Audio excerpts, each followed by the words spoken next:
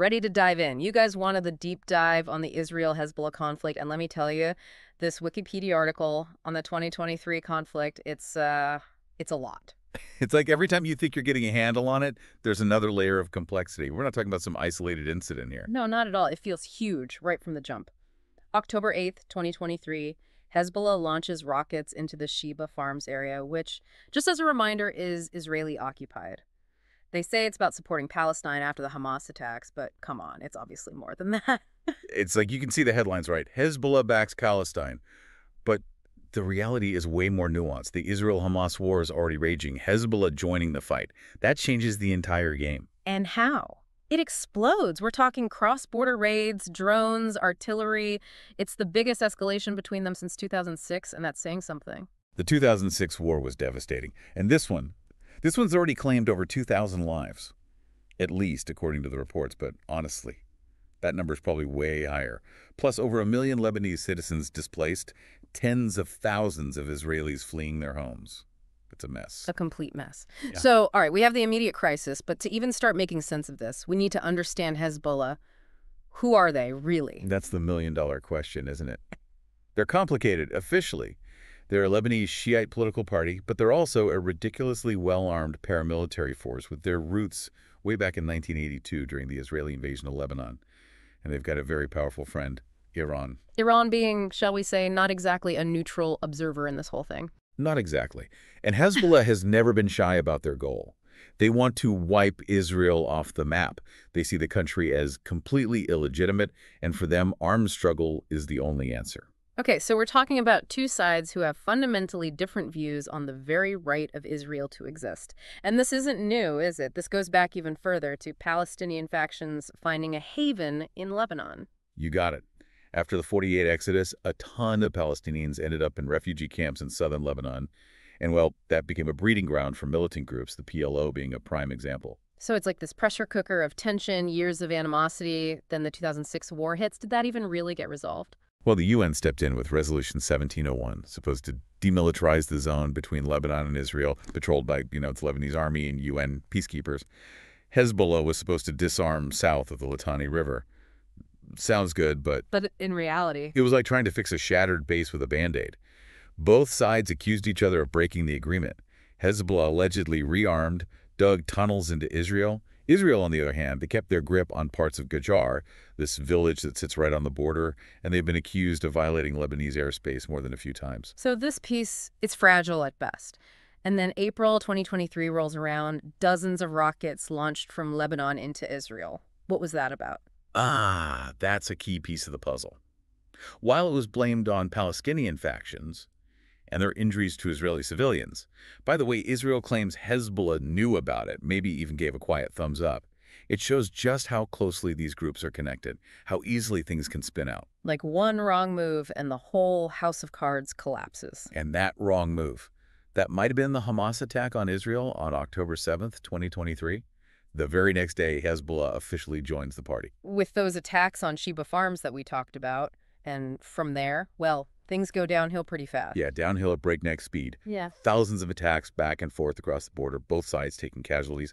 Hezbollah says they'll fight until Israel leaves Gaza alone.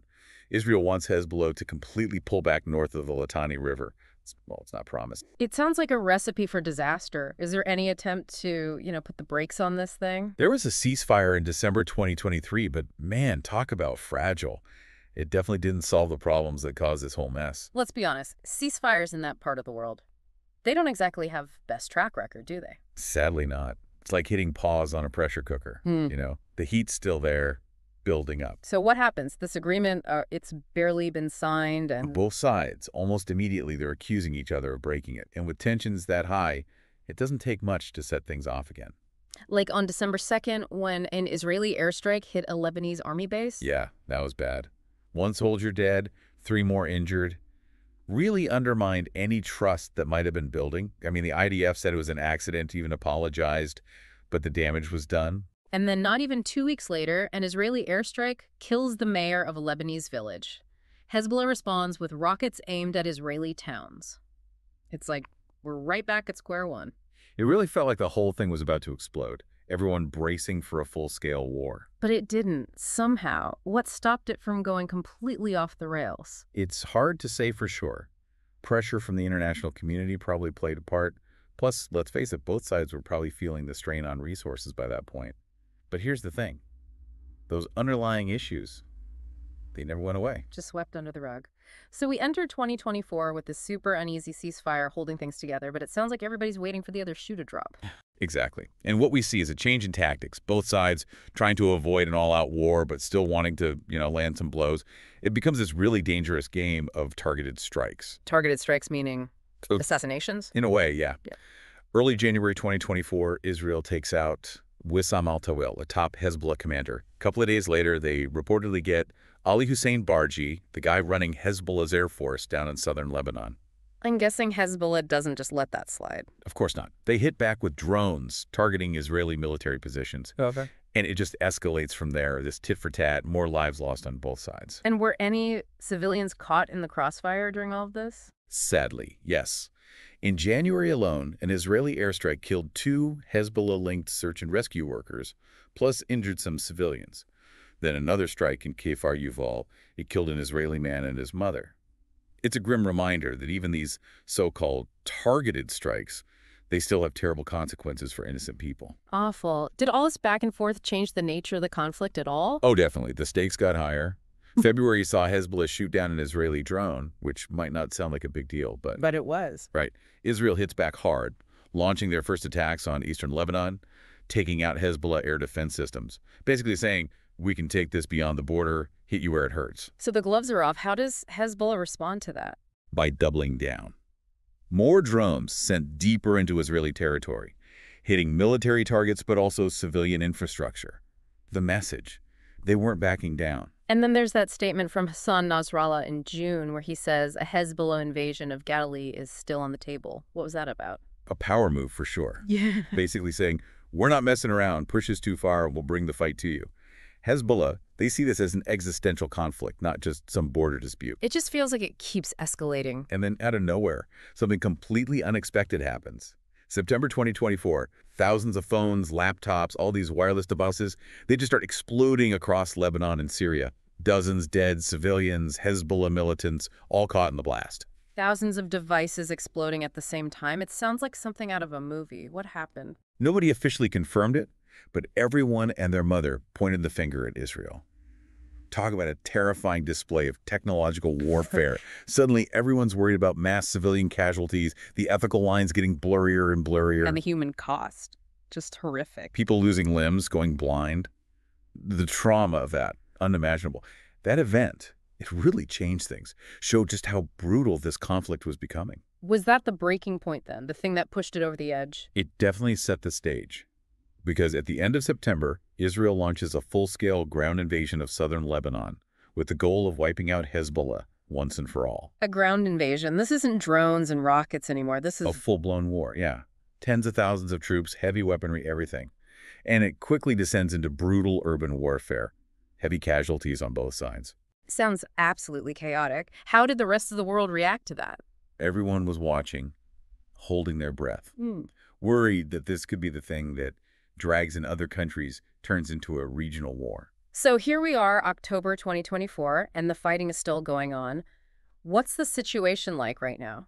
It's a total mess, honestly. Yeah. Israel's pushing further into Lebanon, but Hezbollah's not backing down. They've been preparing for this for years, dug in deep. But not just a regular war then, it's like guerrilla warfare too. You got it. And that makes it so much worse for civilians. Yeah. The images coming out of there, it's just awful. Buildings reduced to rubble, people hiding wherever they can, begging for help. Heartbreaking. And this Wikipedia article, it mentions war crimes, accusations being thrown around on both sides. Yeah, that's the really scary part. Amnesty International, other groups too, they're documenting everything.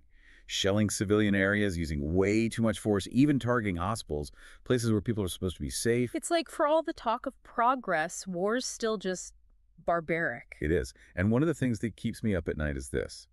What if it spreads beyond Lebanon? Iran's already involved, and that could easily draw in other countries. That's terrifying. Any sign that other countries might actually get pulled in? Impossible to say for sure, but the risk is there. The whole region is on edge, one wrong move, and the whole thing could explode. So where do we even go from here? Is there any chance of a peaceful solution? It's hard to be optimistic, I'll be honest. Both sides are so dug in, so convinced they're in the right. And with the fighting still going on, it's hard to imagine them even talking to each other. Right. It'll take a miracle, honestly. Both sides have to want peace, and they've got to have some serious pressure from the rest of the world to even consider it. So what can the international community actually do? A lot, actually. Providing aid's crucial, obviously, but they can also mediate, try to get those talks started. The UN, they have a responsibility here to try to enforce international law and find some kind of lasting peace. This deep dive, it's been eye-opening, but I'm not gonna lie, it's pretty bleak. So many lives lost, and the possibility of it getting even worse, it's a lot. I get it. It's heavy stuff. But even though it's hard, we have to face this. Understanding what's happening, who the players are, what the stakes are, that's the first step. Absolutely. We can't just look away, even if it's easier to pretend it's not happening. Maybe, just maybe, by talking about it, by making people aware, we can be a small part of pushing for peace. Exactly. Awareness is everything. And you never know who's listening who might feel inspired to do something, to speak out, to get involved in making the world a slightly less terrible place. That's a good thought. We could all use a little hope right now. So, to everyone listening, here's something to think about. How are you going to use what you learned today? What are you going to do to make a difference? Because that's where the real deep dive begins.